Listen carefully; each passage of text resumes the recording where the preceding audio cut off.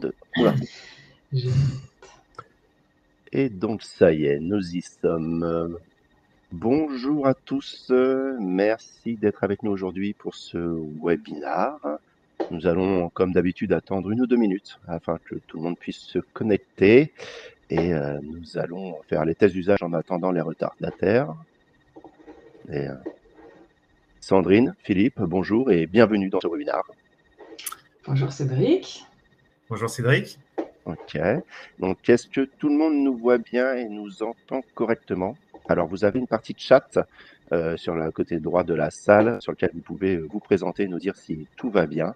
N'hésitez pas à nous le dire. Et nous avons Olivier qui sera derrière le chat pour nous accompagner et mettre toutes vos questions à un moment donné pour qu'on puisse y répondre à la fin. Alors, est-ce que vous nous entendez? Vous nous voyez? Est-ce que vous pouvez nous faire coucou dans le chat? Ça nous rassurerait. Merci. Donc là, j'ai Olivier. Très bien. Bonjour Super, Yannick. merci Yannick. Bienvenue. Merci Eric. Bon, donc tout se passe bien. Vous nous voyez, vous nous entendez. Merci à tous. Parfait. Parfait. C'est déjà pas mal.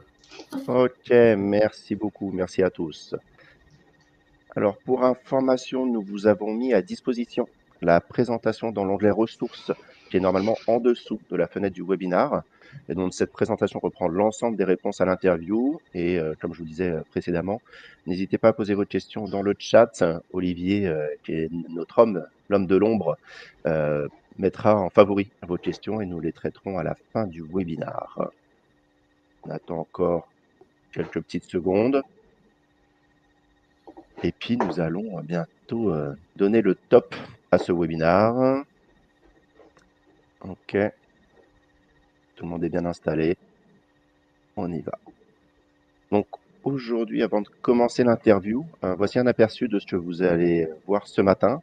On commencera bien évidemment par laisser Philippe et Sandrine se présenter.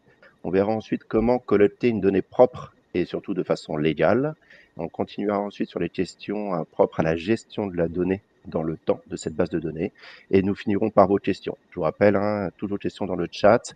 Et on a vraiment prévu une dizaine de minutes à la fin. Donc, n'hésitez pas à poser toutes vos questions avec grand plaisir.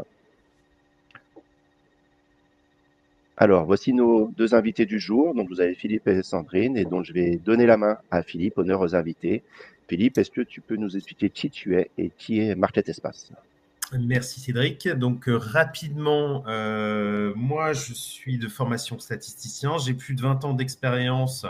Je dis 20 ans parce que pour ne pas révéler mon âge, dans la data marketing au sein d'entreprises de services, des entreprises comme Experian, Mediapost, Isoscale. Et j'accompagne des entreprises de tout secteur dans toutes leurs problématiques data marketing au sens large, que ça soit sur la gestion des bases de fidélisation ou de prospection, sur des données de marketing relationnel ou des données digitales. Et depuis 2017, je suis associé et directeur du développement chez Market Espace. Donc Market Espace, en quelques mots, c'est une entreprise qui vient d'avoir 20 ans, une agence de conseil et d'accompagnement spécialisée en data marketing, justement. On va s'appuyer sur des équipes d'experts. On est principalement une boîte de techniciens, donc des data scientists, des informaticiens, des gestionnaires de campagne. Et on va s'appuyer également sur un référentiel de plus de 40 millions de consommateurs français et aussi quelques Belges. Et on va accompagner nos clients sur toutes leurs problématiques, que ce soit du data management, data quality, data happening, donc enrichissement de base de données, réactivation d'inactifs, tout ce qui est statistique, géomarketing, data mining, score sur mesure, toutes les problématiques d'acquisition, donc beaucoup de drive to store, de ciblage sur mesure, de retargeting multicanal, email, SMS, télémarketing, postal, et aussi des solutions de data sécurité, des solutions de surveillance et de gouvernance de base de données avec une solution qui s'appelle TrackUp, tout ce qui est KYC. Et on a 3 spécificités, le sur-mesure et l'automatisation des dispositifs, tout ce qui est mesure d'efficacité des campagnes. Quand on fait une campagne, on se pose toujours la question de combien ça rapporte, combien ça coûte, et l'accompagnement sur tout ce qui est sujet conformité et sécurité qui deviennent incontournables aujourd'hui, comme on va le voir tout à l'heure. Merci Philippe pour cette petite présentation. Donc, je vais laisser la main maintenant à Sandrine. Merci beaucoup. Alors, moi, j'ai 10 ans d'expérience en direction média, online et offline. 10 ans d'expérience aussi en direction marketing et vente dans une grosse marketplace B2B. Et ça fait plus de 5 ans maintenant que j'accompagne des sociétés B2B et B2C de tout secteur dans leur développement marketing et vente. Et depuis 2021, je suis associée et directrice marketing chez Data &So. Alors, la mission de Data &So est très simple, c'est de garantir la qualité et l'exactitude des données de contact qui sont collectées, et ce partout dans le monde. Donc, ça passe par la validation de l'email, la validation et la vérification de l'existence des numéros de téléphone fixes et mobiles, ainsi que les adresses postales avec de l'aide à la saisie. Pour toutes les activités B2B, nous enrichissons aussi les profils avec des données entreprises, le code NAF, le chiffre d'affaires, le site, le nombre de salariés. On enrichit un peu plus de 20 informations, et l'ensemble de ces informations sont bien évidemment normalisées, ce qui va permettre une utilisation correcte de la donnée dans les différents outils de nos clients. Alors, c'est dans une logique de réponse aux différentes problématiques marketing et commerciales que nous avons créé ce service. Dans l'idée, une base de données va permettre aujourd'hui, une base de données saine va permettre d'augmenter les performances marketing, tout ce qui va être de rentabiliser les coûts d'acquisition, la délivrabilité des emails, bien évidemment, la fluidité du tunnel de vente, augmenter aussi les taux de conversion des campagnes, maîtriser aussi les campagnes locales et toutes les actions qu'on va faire autour, rentabiliser les abandons de panier aussi, très important. Et aussi d'augmenter la satisfaction client, parce que tu délivres dans les temps et à la bonne adresse, ça augmente forcément la satisfaction de tes clients, ça désengorge aussi ton SAV, et bien évidemment, ça réduit tes coûts liés aux mauvaises livraisons et au renvoi de colis, et bien évidemment, tu augmentes ta rétention de clients. Donc tout ça est un cercle vertueux. Ok. Bah, merci à tous les deux. Donc, on voit quand même plus d'une vingtaine d'années d'expertise dans des sujets différents. Donc, merci pour vos présentations. Et donc, maintenant, on va commencer dans le vif du sujet avec les questions que tout le monde se pose autour de la collecte des données. D'accord. Philippe, quand on parle de base de données, une des premières questions qu'on se pose est où en est le consentement, que ce soit en B2B, B2C. Donc, je vous pose la question à tous les deux, mais vraiment en 2025, qu'a-t-on le droit de faire en restant bien sûr dans la légalité? Ça va sans dire, mais c'est mieux en le disant. Donc, je vais commencer pour la partie B2C. Alors déjà, il faut savoir que pour les prospects et pour les clients, on n'est pas sur les mêmes modalités, hein. Les droits et les usages sont différents. Donc, pour les clients, on va d'abord s'appuyer sur l'intérêt légitime. On collecte les coordonnées du client dans le cadre d'un contrat. Et il y a l'intérêt légitime de la marque pour communiquer auprès de ses clients. Donc, on n'a pas besoin d'un consentement spécifique. On a des obligations, on en reviendra tout à l'heure, hein, pour toute collecte de données personnelles, mais il n'y a pas de consentement, il y a l'intérêt légitime. Il faut bien sûr que cette communication de la marque porte sur des biens et des services qui sont similaires à ceux pour lesquels l'individu est client, hein. Si je m'appelle Citroën et que je propose des petits Suisses, ça ne va pas marcher. Donc, pour les prospects, en revanche, pas d'intérêt légitime, donc la nécessité de collecter un consentement. Quand on parle de consentement, il y a deux notions qui sont importantes à connaître. Il y a la notion d'opt-in qui porte sur tout ce qui est communication électronique. Donc, c'est un consentement pour l'email, pour le SMS, qui doit être effectivement nécessairement collecté au moment de… ce consentement doit être collecté en même temps que les coordonnées, hein. Donc, il doit être éclairé, bien évidemment, et il doit s'appuyer sur une action positive. L'autre notion, c'est l'opt-out, qui va concerner aujourd'hui plutôt la communication postale et le télémarketing. Donc, l'opt-out, on n'est pas sur un consentement en tant que tel, on est sur la nécessité d'informer le consommateur que ces données lors de la collecte vont être utilisées pour du marketing direct adressé et que le consommateur ait la possibilité de s'y opposer. Et donc ça, c'est l'opt-out. À noter que dans l'opt-out, il y a quand même deux notions qui sont importantes. C'est qu'il y a des listes repoussoirs qui existent sur le marché. Donc, le Robinson pour le postal, le Blocktel sur le télémarketing. Et avant tout usage des données, on doit mettre en œuvre ces bases repoussoirs pour pouvoir utiliser les données pour de la prospection. Voilà pour le B2C. Je vais laisser la parole à Sandrine pour la partie B2B. Merci Philippe. Alors en B2B, on est effectivement sur ce consentement simplifié qui est l'opt-out. Ça signifie que tu vas pouvoir envoyer des messages commerciaux à un professionnel sans avoir son consentement préalable explicite. Par contre, il y a quand même des conditions. Il faut que ce soit une adresse professionnelle. Je peux envoyer un mail à sandrine.lecam@dataenso.com, mais pas à sandrine.lecam@gmail.com. Sur le consentement en tout cas, et il faut que l'offre proposée soit directement en rapport avec son activité professionnelle. Tu es directeur marketing, aujourd'hui je peux te proposer mes services de data quality parce que ça va améliorer tes performances de campagne marketing. Je ne peux pas te vendre un livre de recettes de cuisine. Par contre, en contactant la personne, tu dois l'informer clairement de son droit à refuser à la réception de futurs messages, alors que ce soit par email, par texto ou par téléphone. Et pour la prospection email, tu te dois quand même de mettre un moyen simple de se désinscrire. Donc, il faut faire vraiment attention à la notion de simplicité parce qu'elle est importante dans la CNIL. Quand on met un lien de désinscription de désabonnement sur un emailing, l'internaute doit cliquer sur le lien et derrière, il doit réaliser à minima au maximum une seule action qui est de valider, de dire éventuellement pourquoi il est validé, mais il ne doit pas rentrer dans un tunnel de désinscription qui est trop compliqué. Voilà. Ok, merci. Très clair. Bon, Philippe, en préparant ce webinaire, on a passé un petit peu de temps dessus quand même, tu me parlais d'un cas spécifique de l'opt-in TMK, télémarketing, qui va entrer en vigueur à partir du 1er janvier 2026. Il semblerait que ça change. Est-ce que tu peux nous en dire un peu plus? Oui, effectivement, on est au cœur de l'actualité puisque le législateur est en train de modifier la réglementation. C'est très récent, hein, c'est jeudi 6 mars.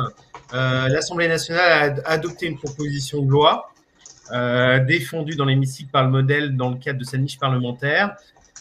Cette proposition de loi avait été adoptée à l'unanimité par le Sénat en novembre. Donc, on est en plein cœur de l'opt-in télémarketing, c'est-à-dire que ce texte baptisé pour un démarchage téléphonique consenti vise à imposer un consentement préalable au consommateur. Donc, basculer de l'opt-out, comme je l'expliquais précédemment, à l'opt-in à partir du 1er janvier 2026. Alors, cette proposition de loi n'est pas encore définitivement figée, puisqu'on a deux textes différents entre le Sénat et l'Assemblée nationale. Donc, il y a une navette parlementaire pour aboutir à un texte commun. Mais il n'y a aucun doute sur le fait que ça va être mis en œuvre, probablement dès le 1er janvier 2026. Aujourd'hui, les questions qui se posent, c'est plutôt sur les modalités d'application et potentiellement les secteurs exemptés, s'il y en a. Là, on a encore quelques doutes là-dessus. Mais ce qui est sûr, c'est qu'à partir du 1er janvier, on va avoir un opt-in pour le télémarketing. Ok, donc ça change quand même pas mal de choses. Merci Philippe. Puisque je pense qu'aujourd'hui, notre audience qui est avec nous sur ce webinaire, et puis même nous chez Dataenso ou chez toi, chez Market Espace, on a tous des formulaires de contact sur nos sites web, inscription, création de compte, demande d'infos, de devis. Donc concrètement, il y a un consentement à collecter. Comment on l'intègre dans les formulaires? Comment on fait? Alors, c'est un des éléments essentiels. C'est ce qui est regardé en priorité par la CNIL, bien sûr, et puis aujourd'hui, qui doit être regardé en priorité par les annonceurs sur les données qu'ils utilisent en prospection, comment ont été collectées ces données. Donc, si on veut collecter un opt-in partenaire, il faut d'abord clairement exprimer sur le formulaire que les données de contact vont être utilisées pour des campagnes de prospection, en spécifiant potentiellement les différents canaux qui vont être utilisés. Et il faut avoir une action de validation positive de l'internaute, soit il cause une cache, donc pas de case précochée bien sûr, soit il a une action sur un bouton positive où il va clairement donner son consentement pour que ces données soient utilisées dans le cadre de campagnes de prospection. Si les campagnes doivent être transmises à des tiers, la liste de ces derniers doit figurer sur le site, donc la liste des partenaires avec un lien potentiellement vers cette liste de partenaires. De même, on doit normalement spécifier la liste des secteurs qui vont envoyer des promotions. Cette liste doit figurer sur le formulaire. Si on est dans le cadre de la connect de lead, on en reparle après, mais pour des marques en particulier, ces marques doivent figurer sur le questionnaire. Dans les cas de collecte pour des bases clients, je n'ai pas forcément besoin, comme on l'a dit précédemment, de collecter un opt-in partenaire. C'est une option. Mais dans tous les cas, que ce soit pour la collecte d'opt-in partenaire ou pour la collecte de base client, il y a un certain nombre d'éléments qui doivent figurer sur le formulaire et sur mes conditions générales d'utilisation du site. Notamment les finalités, à quoi doivent servir les données collectées. Est-ce que c'est pour de la communication? Est-ce que c'est pour de la lutte anti-fraude? Est-ce que c'est pour la gestion de compte? La durée de conservation doit également figurer, bien évidemment. Les destinataires et les sous-traitants. Les droits d'opposition pour le courrier et le télémarketing, on en a parlé précédemment. Les coordonnées du DPO, afin de pouvoir effectivement avoir le respect des exercices et des droits d'accès. Donc, les internautes savent à qui s'adresser. Il faut bien sûr tout conserver, c'est-à-dire les procédures, les process de formation et tous les documents transmis aux clients, les formulaires. Et je vais laisser et je laisserai à Sandrine parler de la partie collecte en point de vente, puisque là j'étais sur les formulaires de collecte sur site internet. Oui, effectivement, là, ce que tu viens de nous dire, c'est assez simple, si je puis dire, sur nos sites web, mettre un pavé d'instructions, ça voilà. Mais concrètement, en boutique, pour nos amis du retail, Sandrine, la collecte des données via des formulaires, ça se fait aussi en magasin, en boutique. Et donc, comment ça se passe? Quelles incidences pour ces personnes-là, pour cette typologie, la collecte en magasin? Alors, la collecte, elle intervient du coup à la caisse au moment du paiement. Donc, on est dans un cas de collecte client. Clairement, ce sont des règles de collecte au niveau des clients dont Philippe vient de parler qui vont s'appliquer, même si c'est le caissier qui remplit les informations. Souvent, c'est dans le cadre d'une carte de fidélité, de la création d'un compte, de la création d'une carte de fidélité, d'une application, enfin d'un compte pour une application ou de donner aussi un accès aux tickets numériques qui vont être de plus en plus mis en place par les marques. Donc en fait, le client en donne finalement presque son consentement de facto puisqu'il est en train de donner ses informations dans ce cadre-là. C'est comme s'il créait son compte lui-même, même si c'est le caissier qui va taper. Le caissier, lui, doit quand même expliquer tout le cadre d'utilisation de la donnée.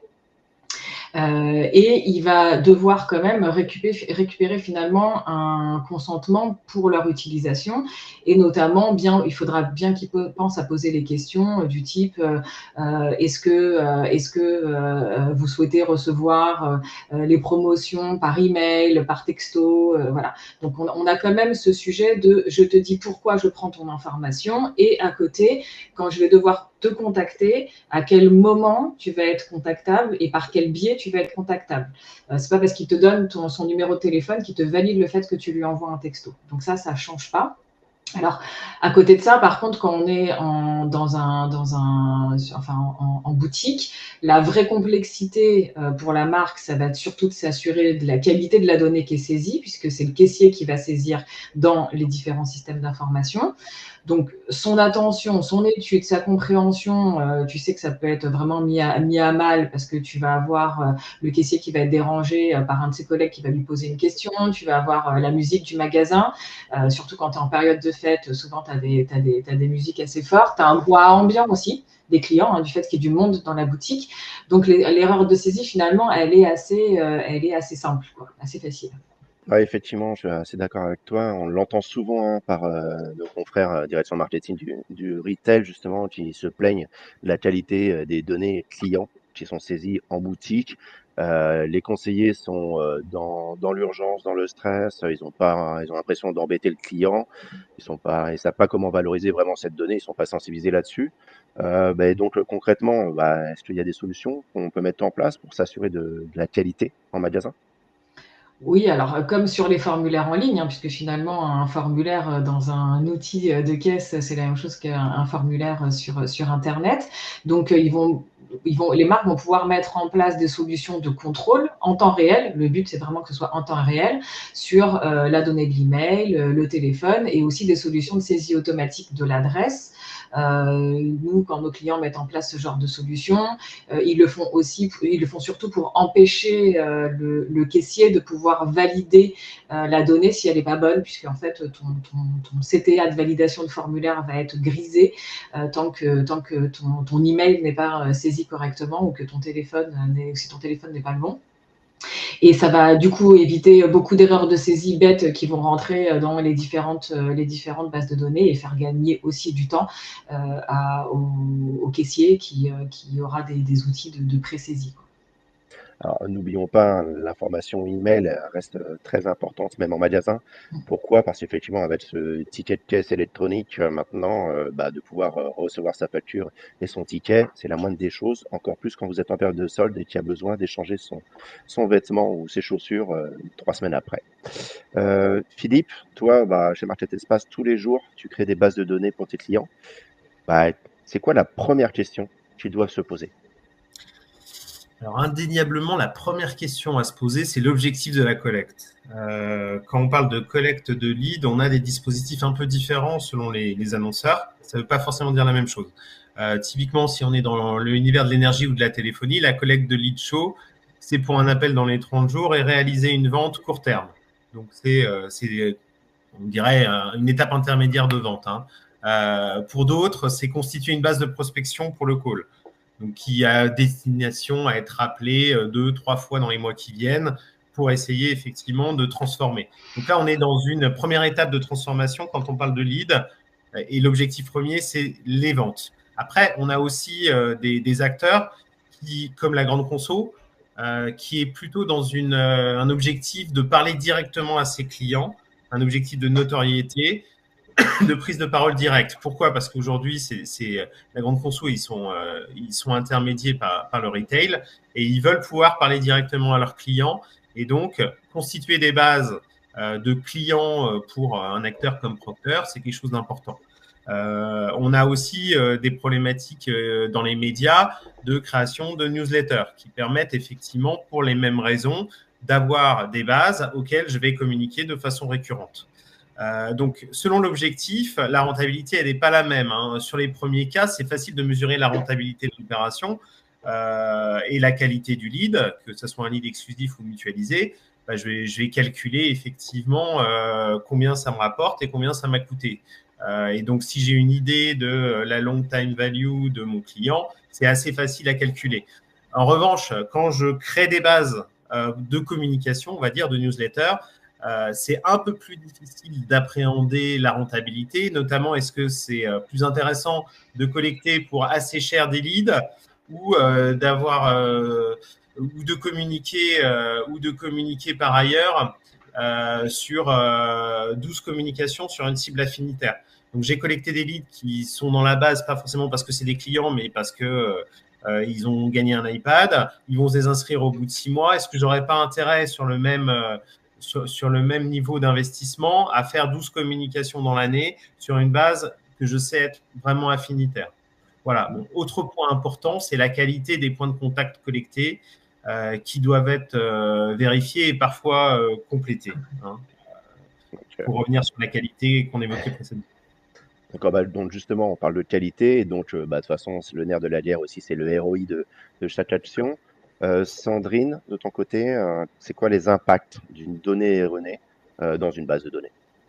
En fait, la mauvaise qualité ou même l'érosion dans le temps, ça va forcément, d'une donnée, ça va forcément impacter le ROI parce que clairement, un lead ou un acheteur, quelqu'un qui est prêt à acheter, qui n'est pas contactable, il vaut rien, quoi. Il vaut juste 0. Et c'est surtout, le sujet, c'est surtout que ça impacte le ROI parce qu'en amont, ça a déjà impacté une multitude d'autres points pendant tout le tunnel de vente. Tu achètes un lead, pour ça, tu as dépensé des dizaines d'euros, voire plus dans certains secteurs, pour convaincre un internaute des bienfaits de ton produit ou ton service. Ok, donc tu as réussi à l'hameçonner, on va dire. Lorsque le lead arrive dans ta base de données, tu ne peux pas le joindre pour finir la vente ou pour le livrer correctement. Donc, économiquement déjà parlant, c'est un désastre. Voilà, le premier sujet, c'est que c'est un désastre économique. Après, un mauvais email dans ta base va impacter forcément ta délivrabilité, du coup aussi ta e-réputation, tes taux d'ouverture et tes taux de clic. Dans le cas d'un abandon de panier, tu ne pourras pas forcément rattraper la vente, car l'internaute recevra juste pas ta relance. Et on sait que les abandons de panier, au final, coûtent cher. Enfin, en tout cas, on passe du temps, pour essayer de les rattraper et on perd énormément de chiffres avec eux. Et plus le numérique va aller vite et plus on va dans une société de consommation rapide, et pire ça va être. Donc voilà, il y a aussi un vrai sujet sur l'email. On va aussi avoir des impacts écologiques. On stocke aujourd'hui des données qui ne servent à rien. Souvent, elles se dupliquent dans le temps. On se retrouve avec des doublons dans tous les sens. On envoie aussi des mails qui aboutissent jamais. Donc tout ça aussi, ça a son impact écologique. Et si on prend le cas du téléphone, ça joue aussi, on l'a vu nous, chez certains de nos clients, sur le turnover des commerciaux, qui clairement s'agacent de travailler sur des fichiers injoignables, pour être très très clair. Ça peut aussi poser des problèmes de joignabilité du client pendant la livraison, enfin, au moment de la livraison. Et du coup, engendrer des retours colis qui sont très très coûteux pour les marques. Et bien évidemment, du coup, des clients qui seront mécontents et qui, derrière, vont s'empresser de mettre des avis négatifs sur Google ou sur les réseaux sociaux qui vont faire au final mal à la marque. Et d'ailleurs, ces mêmes impacts, on les a aussi sur les erreurs qui sont liées aux adresses postales. Hein. Bon, après, je te passe le cas des fraudes qui sont avérées avec des fraudeurs qui utilisent aujourd'hui, qui utilisaient déjà des mails temporaires et qui maintenant utilisent aussi des numéros de téléphone temporaires. Mais bon, voilà, bref. Ouais. Pardon dans le sujet. Disons que la liste d'impact en fait est beaucoup plus importante qu'on ne le pense. Hein. On pense qu'un email erroné, c'est pas grave. En fait, c'est n'est que la partie visible de l'iceberg, hein, de ce que je comprends. Donc, du coup, comment on s'assure d'avoir des données propres dès la collecte? La bonne manière de faire, c'est de nous appeler. pour être très clair, non, concrètement, pour assurer tout le tunnel de vente, il faut vraiment gérer le problème sur l'ensemble des formulaires, parce que ça, on a aujourd'hui des formulaires d'inscription de newsletter, de création de compte, de téléchargement de lead magnet, de carte de fidélité, de factures électroniques. Enfin voilà, il y a tout un tas de formulaires de collecte qui sont créés. Là, le but ici, c'est de mettre sur ces différents formulaires les points de contrôle. Alors, le mieux, c'est de le faire en temps réel, hein, de mettre les points de contrôle sur l'email, le téléphone. Et pour les e-commerçants et les retailers, il faut surtout mettre en place l'autocomplétion sur l'adresse postale. Avec ces techniques, du coup, on s'assure d'avoir une donnée qui est vérifiée dès la saisie. Je suis un internaute, je rentre mon mail et quand je passe au champ suivant, s'il y a une erreur de saisie ou que c'est un email temporaire, parce que je peux aussi définir de ne pas accepter les emails temporaires en tant que marque, je vais voir tout de suite un message d'erreur qui va apparaître. Ça veut dire que du coup, on m'alerte sur le fait que c'est pas OK. Je vais pouvoir du coup vérifier et modifier l'information avant d'aller appuyer sur le CTA de validation, le bouton de validation, puisque si on ne me met pas l'alerte, en fait, je suis dans le métro, je rentre un formulaire, je ne fais pas forcément attention à l'erreur de saisie de mes gros doigts sur le téléphone, par exemple. Donc voilà. Donc pareil après pour les téléphones. Je le disais tout à l'heure, il y a certains qui utilisent des téléphones temporaires pour des arnaques, notamment en e-commerce. Là, au moins, on le bloque dès la saisie, donc on ne vient pas rentrer des faux numéros de téléphone et ça permet aussi de lutter contre la fraude. Et puis, sans aller jusque dans ces histoires de fraude, ça nous arrive aussi juste de faire des fautes de frappe, en fait. Hein. Donc, voilà, avec des services de téléphonie qui sont vérifiés en temps réel, ça permet effectivement aussi d'avoir une donnée qui est propre et surtout des personnes qui sont contactables derrière. Et bien sûr, dès qu'il y a un sujet de livraison, il faut mettre en place un système d'autocomplétion.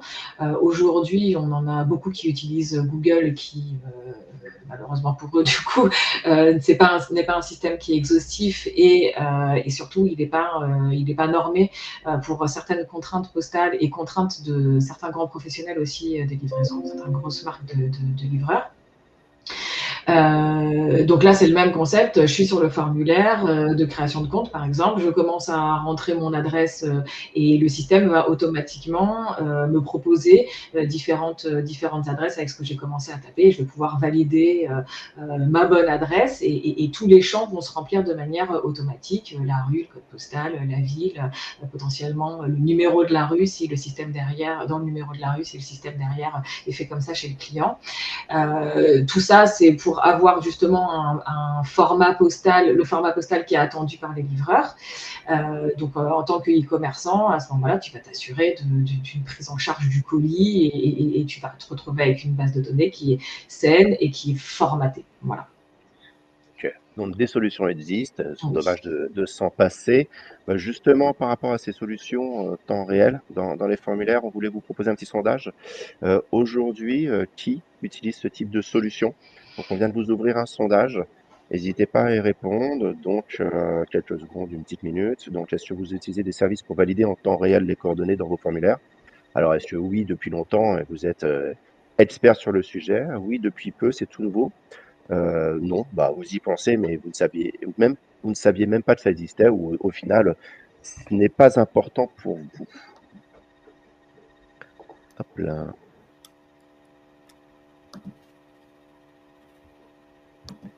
N'hésitez pas à ouvrir. Hop. Alors, on voit que certaines personnes l'utilisent déjà. Top. La majorité, c'est surtout, beaucoup découvrent que ce type de solution, et c'est un peu ce qu'on le remarque au quotidien, hein, c'est personne, vous ne savez pas forcément que ça existait. Merci pour vos votes. Vous pouvez remettre, ça a été trop rapide en termes de temps de sondage, n'hésitez pas à mettre en commentaire dans le chat. Donc, comme on peut dire, hein, il y a encore un peu de boulot pour nous, si je puis dire. Donc ça, c'est plutôt cool. Maintenant, on va revenir un peu sur le sujet. Philippe, on entend de tout un peu aujourd'hui. Achat de fichiers, achat de leads, scrapping. On a le droit, on n'a pas le droit. Sous quelles conditions? C'est une très bonne question, encore une fois. Alors déjà, l'achat de fichiers en tant que tel, c'est quelque chose d'un peu particulier. On peut considérer déjà que l'achat d'email opt-in ou de SMS opt-in, c'est pas autorisé. Hein. On ne peut pas transférer un opt-in. Il doit être collecté sous le nom du partenaire qui va l'utiliser. C'est un peu plus ambigu sur le postal et le téléphone. Aujourd'hui, en tout cas, si on récupère une base postale ou téléphone, il y a une nécessité, ça correspond à de la collecte indirecte, donc il y a une nécessité d'envoyer un message de prévenance pour que les gens soient prévenus que leurs données personnelles sont en la possession de telle entreprise avec un droit d'opposition. Généralement, quand on est sur des problématiques d'achat, on fait plutôt appel à du multi-usage. Ça veut dire que je vais mettre en place des campagnes récurrentes tous les mois, tous les 2 mois, avec un contact. Et donc, c'est comme ça qu'on contourne la problématique des achats. L'achat, il existe en fait sous une forme, c'est ce qu'on appelle le lead, où là, effectivement, je vais aller acheter des données que j'ai le droit d'utiliser, donc des opt-in que j'ai le droit d'utiliser. Mais comme on l'a dit précédemment, la collecte, elle se fait sous le nom de l'annonceur. Donc, je veux collecter des leads pour Procter, ça veut dire que j'affiche Procter parmi les partenaires qui sont collecteurs du lead, soit de façon dédiée, soit dans une logique de co-registration. Et à ce moment-là, j'ai la liste des partenaires qui apparaît et l'annonceur accepte ou pas. Quand on parle du scrapping, donc là, on est sur le fait de collecter de la donnée sur le web pour enrichir des bases de données tiers. Très clairement, quand on parle de données personnelles B2C, c'est pas autorisé. Quand on parle de données B2B, on considère que quand c'est de la donnée qui est fait, je dirais, quand moi je le fais, je vais sur LinkedIn pour trouver des prospects, j'ai le droit de le faire de façon unitaire. De façon massive pour récupérer des contacts, c'est plus trop possible. On peut à la rigueur l'utiliser pour de l'enrichissement de profils, mais pas pour récupérer des contacts nominatifs. Et point important, dans tous les cas, il faut valider les mentions d'utilisation du site parce que si LinkedIn vous interdit de récupérer la fonction des gens, vous n'avez pas le droit de le faire quoi qu'il arrive. Voilà pour cette notion d'achat de données. D'accord. Donc aujourd'hui, les outils de scrapping que l'on voit un peu partout sur LinkedIn, il faut faire attention à ce qu'ils nous proposent. Ouais, il faut vraiment faire attention à ce qui est proposé et aux aspects légaux, bien évidemment. Et surtout si c'est des contacts nominatifs qui est derrière. Hein. Quand c'est des données d'entreprise, bien sûr, on a le droit. Mais quand c'est des données personnelles, c'est là où on sait qu'il y a des limites. D'accord. Et donc, il y a une autre façon de collecter des informations, des données. Ça a eu ses beaux jours il y a quelques années, mais on voit bien tout ce qui est jeu concours. Jeu concours, Philippe, fonctionnement en 2025. Et qu'est-ce qu'on peut faire, quoi. Ouais, alors le jeu concours, c'est une activité qui a eu effectivement des beaux jours, comme tu disais, mais qui existe encore. Je dirais que l'important, c'est de faire attention avec la société avec laquelle on travaille. Il y a vraiment des sociétés spécialisées qui sont professionnelles là-dedans et donc qui respectent le cadre légal, le fait de faire appel à un huissier s'il y a un jeu concours. Donc, il y a tout un cadre. Donc, c'est important d'avoir recours à des sociétés qui connaissent ce cadre et qui le respectent. C'est aussi important de déterminer encore une fois la finalité et de bien calculer le ROI de ce type de collecte. Hein. Notamment, il doit y avoir une logique dans la collecte. Si j'ai un iPad à gagner pour m'inscrire à une newsletter, je ne suis pas sûr que je collecte des gens qui vont être intéressés à mes produits. Si j'offre mon poids en capsule Nespresso, il y a plus de chances que j'ai des personnes qui s'intéressent au café plutôt que si j'offre un iPad. Donc, le mécanisme est quand même assez essentiel et la mesure de rentabilité sur le long terme des contacts qui sont collectés, ça doit se faire dans tous les cas. D'accord. Donc, chez nous, d'Atenso, demain, si j'ai envie de faire un jeu concours pour gagner un voyage, j'aurai beaucoup d'inscrits, mais au final, j'ai peu de gens qui seront intéressés par mes solutions, quoi. Ouais, sauf si c'est un voyage, effectivement, pour découvrir des solutions en Finlande des entreprises performantes dans la data quality, mais pas évident quand même. Comme tu dis, question de ROI. Bon, donc, merci à tous les deux sur la partie collecte. Ok, très bien. On a vu un peu les différents points, les différentes réglementations, ce qu'on avait le droit de faire, pas faire. Bon, ça, c'est cool. On a fait une super collecte. Maintenant que notre base de données est constituée, comment on la gère dans le temps? Et encore une fois, Philippe, tu as un peu ta spécialité. En fait, le RGPD, il nous dit quoi sur cette gestion de la base de données dans le temps? Alors, la CNIL préconise par défaut une durée maximale de 3 ans de conservation des contacts, hein, que ce soit des contacts prospects principalement, mais aussi des contacts clients. Alors, c'est le cas générique en tout cas. Cependant, ça peut dépendre du cycle de vie du produit. C'est-à-dire que si je vends une voiture, bien évidemment, au bout de 3 ans, la voiture, elle est toujours en possession du client et il ne va pas encore la remplacer tout de suite.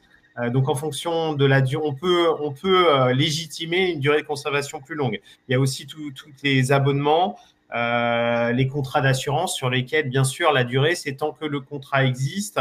Et puis, à la fin du contrat, durée de conservation maximum, 3 ans. Donc, l'important, c'est aussi de prévoir des campagnes de réactivation, notamment pour des bases prospects ou des bases d'anciens clients, de manière à conserver un contact et des preuves de contact avec ces consommateurs pour justifier la conservation de ces bases. Dans tous les cas, il y a une obligation, comme j'ai dit tout à l'heure, d'informer le consommateur sur la durée de conservation au moment de la collecte, hein, en mentionnant explicitement la durée dans la politique de confidentialité ou directement sur le formulaire d'inscription. Ok. Donc ça, c'est tout ce qui est base de données qui a été constituée donc après 2017, hein, de souvenirs, date de la mise en place du RGPD, de ce super règlement. Et tout ce qu'on avait avant, toutes les données collectées avant le RGPD. Alors déjà, le RGPD, comme tu le dis, ça commence à avoir ça commence à durer. Donc, il ne doit plus y en avoir beaucoup de données collectées avant le RGPD. En tout cas, des données de prospection, quasiment plus. Donc ça simplifie la gestion. pour les données clients, il convient en fait de communiquer auprès de ces derniers toute modification des conditions de conservation des données. Donc, encore une fois, le destinataire doit être informé des conditions de gestion, de conservation des données.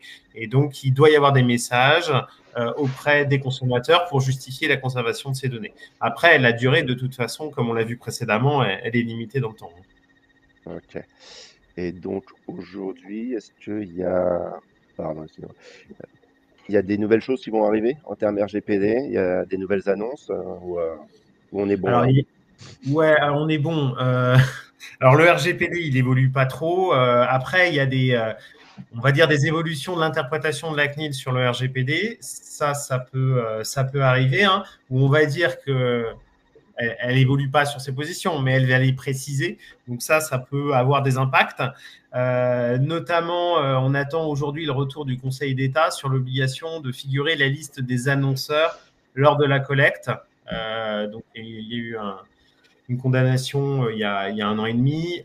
Et aujourd'hui, il y a un recours de l'Alliance digitale, notamment, et de plusieurs sociétés sur ce sujet-là. Donc, on attend effectivement le retour du Conseil d'État et les nouvelles positions de la CNIL sur le sujet. Donc là, ça devrait évoluer dans les semaines ou les mois qui viennent. Ok. Bon, merci pour cet éclairage, Philippe. Donc, ma base de données existante, bah, comment je fais pour la mettre à jour, l'enrichir sereinement, tout en restant toujours dans ce cadre légal? Alors, c'est important, effectivement. On a la possibilité d'enrichir effectivement une base de données, d'aller la compléter avec des nouveaux contacts email qu'on n'aurait pas, ou téléphone, ou adresse postale, ou SMS. La première condition, c'est d'utiliser pour ce faire des sources fiables et collecté de façon conforme au RGPD. Donc ça, c'est la première question. Hein. C'est ne pas hésiter à demander des informations et de traçabilité. Hein. C'est ce que font nos clients au jour le jour. Ils nous demandent effectivement les modèles de questionnaires de collecte. Aujourd'hui, effectivement, l'annonceur, il en est conscient et responsable. Donc ça, c'est la première condition. S'assurer que l'utilisateur a consenti à recevoir des informations additionnelles, un opt-in. Ensuite, le deuxième point, c'est on peut enrichir une base, mais on peut enrichir une base client, pas une base prospect, en tout cas avec des nouveaux contacts. Encore une fois, on ne peut pas transférer un email, un opt-in email. Donc, si j'enrichis ma base en email, ça veut dire que c'est une base de clients, parce que du coup, j'ai un intérêt légitime pour communiquer auprès de ces derniers. Hein. Là, je parle pour le B2C. Pour le B2B, c'est un peu plus ouvert, puisqu'on n'a pas, comme Sandrine l'a évoqué précédemment, cette notion d'opt-in. Donc, comment ça marche? On va récupérer la base client, on va faire un audit d'enrichissement, la croiser, nous, avec notre référentiel de 40 millions de contacts opt-in, et ça va nous permettre de voir les pourcentages d'enrichissement possibles de la base du client. Ensuite, on va valider avec l'annonceur les volumes qu'il veut enrichir sur sa base, sur quel segment potentiellement. Et on va, avant tout enrichissement, envoyer un message de prévenance en email ou en SMS pour que le consommateur soit informé que sa donnée qui a été recueillie par tel partenaire, comme il est client de tel annonceur, eh ben, sa donnée va être transmise et sera utilisée pour les communications de cet annonceur, avec la possibilité de s'y opposer. Toujours pareil, information et droit d'opposition. Hein. Une fois que ça sera fait, et on va pouvoir transmettre au client la liste donc, des nouveaux contacts, donc uniquement les contacts aboutis et des personnes qui ne se seront pas opposées.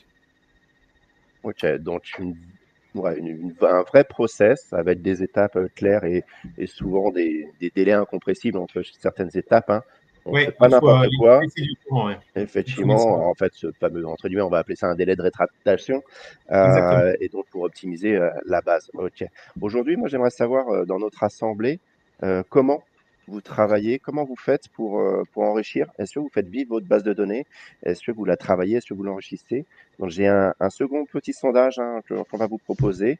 Donc, est-ce que vous réalisez aujourd'hui des enrichissements? Et donc, Voilà, on vous laisse répondre rapidement. Donc, est-ce que vous enrichissez? Pas du tout. Est-ce que vous enrichissez ponctuellement à la main? Quand je dis ça, je vois très bien les commerciaux qui, de temps en temps, viennent mettre à jour une information ou changer quand ils ont le temps. Est-ce que vous utilisez aujourd'hui des outils de scrapping? Voilà. Vous pensiez le faire, mais par manque de temps, bah, vous le faites pas. Bah, en fait, vous saviez même pas si c'était possible. Une fois que votre base de données elle est établie, bah, vous n'y touchez plus, quoi. Donc beaucoup à la main, beaucoup avec des outils externes, d'accord, très bien. Alors, on est sur du 50-50. Entre à la main et des outils externes. Ouais, l'outil externe prend le devant. Ok. Ok, merci pour ce petit sondage. Donc, bah, maintenant, Sandrine, des données obsolètes, ok. Quels impacts juridiques, marketing, commerciaux pour tout le monde, les uns. Alors effectivement, on a des impacts juridiques, hein, puisque de toute façon, il y a déjà de facto un risque de sanction de la RGPD qui peut aller jusqu'à 4% du chiffre d'affaires en cas d'utilisation illégitime des données. Il y a aussi des impacts marketing, on en a parlé tout à l'heure, donc je passe rapidement dessus, mais ça va détériorer les performances des campagnes, quand on a des campagnes qui ne sont pas délivrées, quand on a des ciblages qui ne sont pas efficaces ou un ROI qui décroît.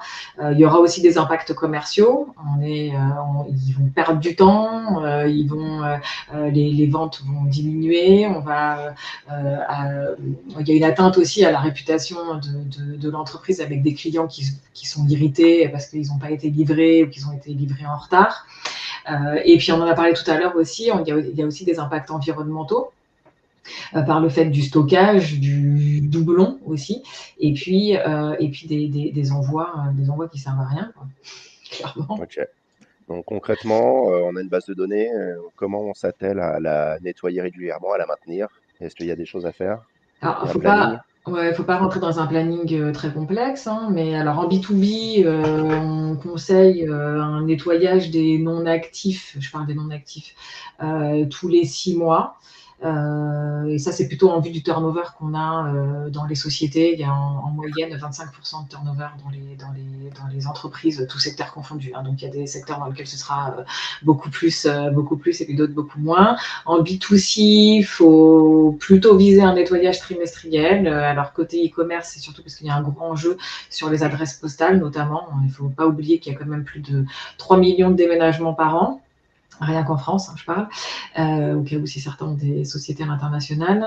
Et voilà, tout ça, c'est des informations. Enfin voilà, les clients ne pensent pas, ils pensent pas forcément à changer cette information dans leur système, avec les différentes applications ou leurs différents comptes.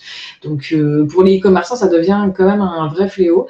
On peut mettre en place des actions régulières pour ça.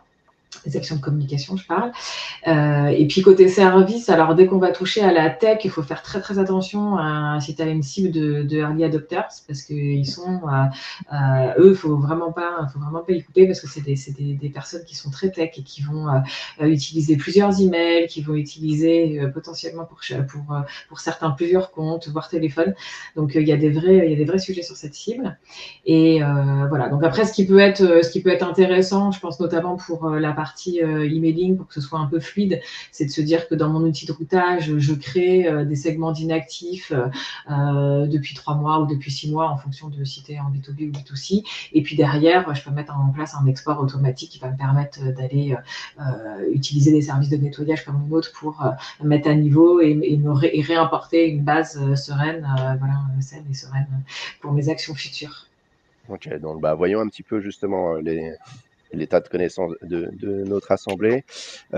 Concrètement, on va vous faire un dernier sondage et puis on va accélérer pour la fin de ce webinaire. Mais ok, dernier nettoyage fait de votre base email. Vous en avez jamais fait? Vous en avez fait dans la dernière année ou ça date d'il y a plus d'1 an? Très rapidement, on vous demande est-ce que vous nettoyez régulièrement il y a moins d'1 an? Très bien, merci beaucoup pour jamais fait.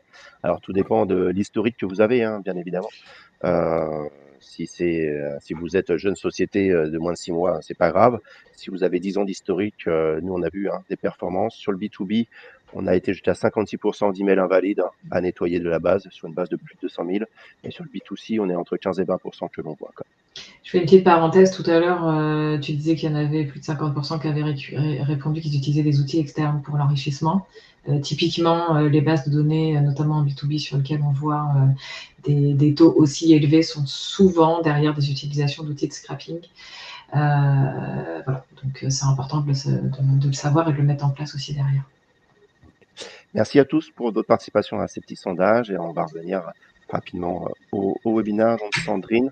Concrètement, comment je sais que ma base de données devient obsolète et pourquoi ça devient critique et donc quels sont les indicateurs à suivre sur le sujet.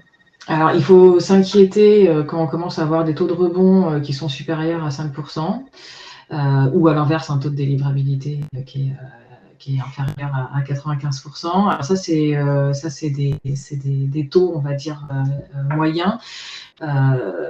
Pour avoir travaillé sur énormément de plateformes, je vous conseillerais plutôt de monter sur des 2-3% de taux de rebond. Parce que notamment des Yahoo ou des Hotmail, des Gmail sont tous en train de remonter leur sujet là-dessus. Donc là où il faut commencer un petit peu à vous inquiéter, c'est quand vous avez des taux de rebond ou des taux de délivrabilité qui sont soit trop hauts, soit trop bas. Bien évidemment, quand vous avez une baisse des ouvertures ou des clics, ça peut être une histoire d'intérêt, bien évidemment, si vous avez envoyé une offre qui n'était pas terrible. Mais si ça commence à devenir récurrent, il faut commencer à vous inquiéter sur le sujet de votre base. Est-ce que vous arrivez vraiment? Est-ce que vous êtes vraiment délivré? Et bien évidemment, si vous avez une augmentation des retours postaux, donc directement le PND, enfin l'ancien NPAI n'habite plus à l'adresse indiquée. Ça, c'est clair qu'il faut les traiter, tout de suite. Et si vous avez, alors, il faut aussi travailler avec votre service client. Si vous avez des taux de plainte d'utilisateurs sur des sujets de livraison, pareil, il faut traiter le sujet tout de suite. Alors, on vous rassure, pour tous ces sujets, il y a des solutions. On n'en a pas parlé, mais clairement, aujourd'hui en France, on est capable d'identifier les personnes ayant déménagé et fournir les nouvelles adresses postales pour mettre à jour et que tout ce qui est livraison se passe bien. Philippe, on est content, on a enrichi correctement, on a géré l'obsolescence. Maintenant, il reste un dernier problème, la demande de droit à l'oubli. Alors, ça ne sera pas Alzheimer, mais bon, est-ce que tu peux nous expliquer en 2 mots ce que c'est et comment gérer techniquement ces demandes de droit à l'oubli?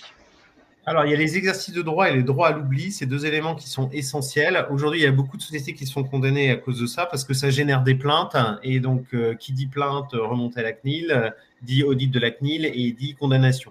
Donc, c'est 2 éléments sur lesquels il faut que les entreprises aient des process de gestion. On se doit de répondre dans un mois maximum selon le RGPD. Donc, il faut prévoir des délais dans les process beaucoup plus courts et documenter ces délais d'exercice de droit. Donc, aujourd'hui, c'est pouvoir effectivement supprimer toute trace d'un individu, modulo si on est sous contrat avec lui, bien sûr, où il faut conserver les traces contractuelles. Et quand on est sur une base de prospect, conserver un identifiant pour pouvoir le repousser parce qu'il risque de re-rentrer par la suite via un autre biais. Mais aujourd'hui, il est essentiel de mettre en place tout un process avec la documentation de ce process, la formation des équipes. C'est quand même un des éléments essentiels. Ok. Eh bien, ouais, voilà. Le dernier cadre réglementaire. Voilà. Bon, on a un petit peu dépassé sur la durée en tout cas, mais effectivement beaucoup de choses à se dire, beaucoup de choses intéressantes. Encore une fois, du cadre réglementaire, mais néanmoins, vous inquiétez pas, on peut faire du marketing, on peut faire de la prospection, on peut collecter des données, on peut les utiliser. Maintenant, on vous propose de passer aux questions. Donc, Olivier, tu nous avais mis quelques questions en favori. Donc, Philippe, tu as déjà répondu sur la question d'Eric qui disait que doit-il y avoir exactement lors de la collecte pour permettre les données. Donc, peut-être faire une réponse orale que tout le monde entende. Pardon, ouais. Oui, alors c'est ce que j'évoquais pendant le webinaire, c'est-à-dire qu'aujourd'hui, soit on collecte pour un annonceur qui va avoir la base chez lui et pouvoir l'utiliser comme il veut en prospection, et à ce moment-là, il faut vraiment que le nom apparaisse. On collecte pour le nom de cet annonceur. Et donc là, après, on lui transmet les données, il a le droit d'usage. Si on n'est pas sur cette finalité-là, ça veut dire qu'on fait de la prospection, mais qu'il n'est pas destinataire des données, c'est-à-dire que les données ne viennent pas chez lui, s'il n'est pas cité. Et donc, nous aujourd'hui, on fait des campagnes pour la plupart des gros annonceurs français sans avoir forcément cité les noms de ces annonceurs. Sinon, on ne sait jamais à l'avance, en fait, quand on collecte, pour qui on va utiliser les données de prospection. Donc, il faudrait mettre une liste de 40 000 destinataires potentiels de données, ce qui n'a aucun sens. Et donc, comme je l'évoquais, c'est un des points. Le RGPD impose d'avoir des secteurs. Il y a des problèmes d'interprétation sur le sujet. Donc, on verra dans les semaines et les mois qui viennent comment ça peut évoluer. Ok. Je vois, il y a une deuxième question d'Eric, juste pour être sûr. Si un annonceur souhaite utiliser de la donnée, SMS par exemple, via une base mutualisée, la tienne en l'occurrence Philippe par exemple, Market Espace, Ouais.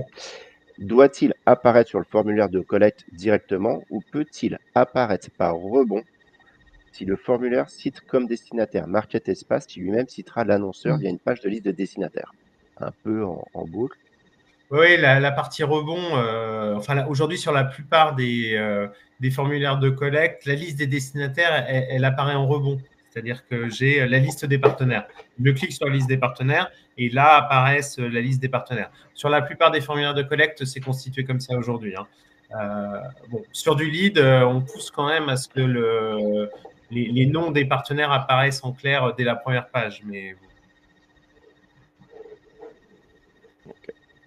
Et puis, donc Philippe, tu avais répondu à plusieurs questions déjà dans le chat. Y a-t-il encore des questions? Alors, je vois, j'ai Xavier, Olga, Julien, Corinne, Pierre, Delphine. Êtes-vous toujours là? Si vous avez encore des questions, n'hésitez pas. On va encore rester 2-3 minutes. Et sinon, merci à vous tous d'avoir participé à ce webinaire. Donc, toutes nos réponses sont disponibles dans la présentation qui est en téléchargement, donc n'hésitez pas à la télécharger. Et il y a aussi un replay qui va être disponible, donc si vous avez besoin de revoir certains passages, si vous ne vous souvenez plus exactement de ce qu'on a dit, vous pouvez le faire. Et puis là, on vous laisse nos coordonnées si vous avez des questions aussi à nous poser sur vos cas spécifiques. Voilà, n'hésitez pas. Et peut-être que certains sujets ou certaines parties seraient intéressantes d'être un peu plus développées, où vous auriez besoin de plus d'informations. N'hésitez pas à nous le faire savoir. c'est des sujets complexes, effectivement. Et on est toujours dans nos métiers à essayer de vulgariser, d'éduquer. Mais voilà quoi. Merci à tous pour vos retours. Quels outils de scrapping quels outils de scrapping conseilleriez-vous? Alors, justement. Alors, je dirais tout dépendra de la finalité que vous souhaitez faire. Est-ce que vous êtes sur du B2B? B2C, on n'est pas, tu peux pas en avoir. Enfin, là, clairement, moi, je rejoins Olivier à 1000% là-dessus. Philippe, à 1000% là-dessus. Dans le cadre du B2C, vous n'en trouverez pas un qui vous laissera un vrai opt-in, un vrai. Donc là, je vous conseille plutôt de travailler avec des sociétés comme Market Espace pour toute la partie B2C, si vous avez besoin d'enrichissement. Les autres outils de scrapping en B2B, nous, pour le coup, on les connaît bien. Ils sont. Tout est une histoire de rentabilité. Ils sont plus ou moins chers, plus ou moins à jour. Nous, on en a plein qui, même sur nos propres comptes, on voit bien. Moi, j'en ai certains, puisque vous voulez qu'on les cite, on va les citer, mais même des Casper, des Lucia, des choses comme ça. Moi, sur mon compte LinkedIn, encore il n'y a pas très longtemps, il m'associe un numéro de téléphone qui n'a jamais été le mien. Puisque ça fait 30 ans que j'ai le même numéro de téléphone, donc je le sais. Donc voilà. Donc en fait, il y a une notion aussi d'obsolescence de la donnée. Philippe le disait tout à l'heure. Qu'est-ce que LinkedIn, par exemple, donne ou pas comme droit d'accès? Il y a quelques années, il a coupé et on voit bien que sur certains, les données datent d'il y a quelques années. Donc vous empêche pas de le faire. Ils sont aujourd'hui dans un sujet un petit peu juridique, un petit peu tendu, parce que normalement ils sont pas censés livrer en masse. Moi, si je donne mes informations sur LinkedIn, je les donne pour une personne qui vient me voir moi spécifiquement. Je les donne pas pour une boîte pour qu'elle les prenne et qu'elle les commercialise. Je leur ai jamais donné mon autorisation pour ça.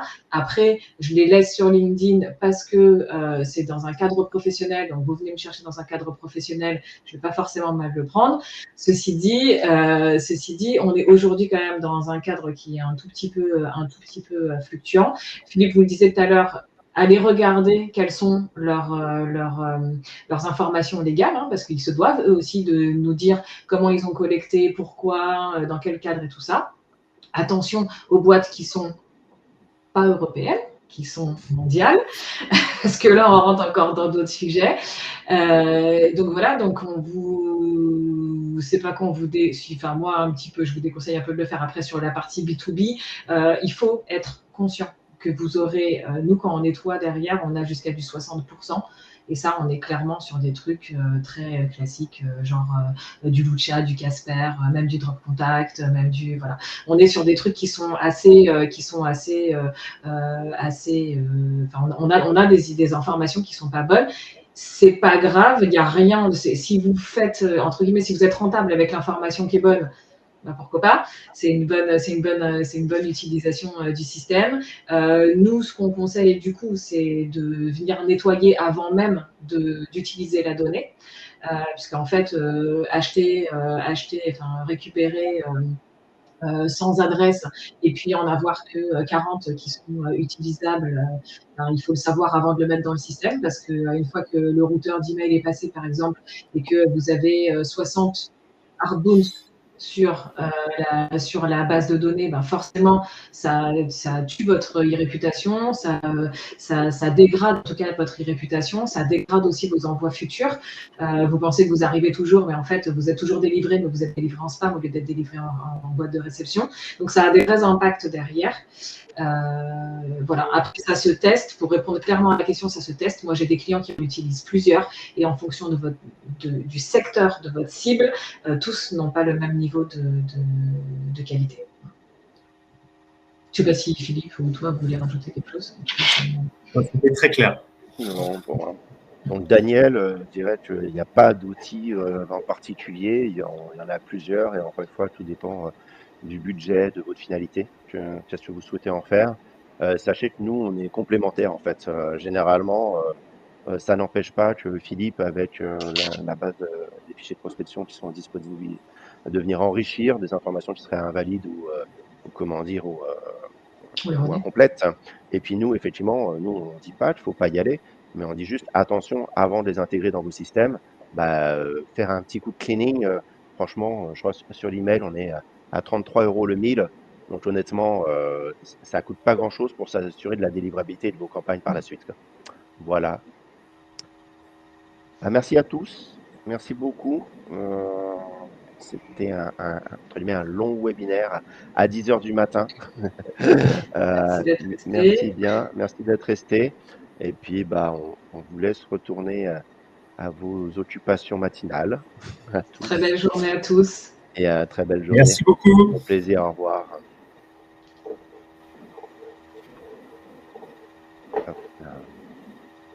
Et